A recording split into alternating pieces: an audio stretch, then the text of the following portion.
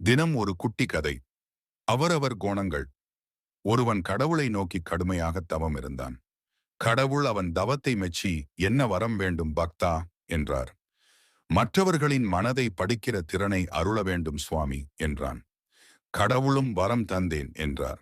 சில நாட்களிலேயே அவன் அழுது புலம்பி கடவுளை அழைத்து, தயவு செய்து இந்த வரத்தை திரும்ப வாங்கிக் கொள்ளுங்கள் என்றான். ஏன் என்றார் கடவுள். அனைவரும் என்னை பொய் சொல்கிறவன், பொறாமை பிடித்தவன், அடுத்தவன் குடி கெடுப்பவன், சோம்பேறி என்றெல்லாம் நினைக்கிறார்கள், என்னால் தாங்க முடியவில்லை என்றான். அப்படியா? இந்த ஆலமரத்தின் அடியில் கண்களை மூடி படுத்துக்கொள், என்ன நடக்கிறது என்று கவனி என்றார் கடவுள். அப்படியே செய்தான் பக்தன். அப்போது ஒரு குடிகாரன் வந்தான். யாரா இவன், நினைவே இல்லாம படுத்திருக்கான், குடிகார பயல் என்று சொல்லிவிட்டு போனான். பிறகு ஒரு திருடன் வந்தான். ராத்திரி பூரா கொள்ளை அடிச்சிட்டு வந்து, எவனோ இங்க படுத்து கிடக்கான் என்று சொல்லிவிட்டு போனான். ஒரு நோயாளி வந்தான். பாவம் வயிற்று வலி போல சுருண்டு கிடக்கான் என்று சொல்லிவிட்டு போனான்.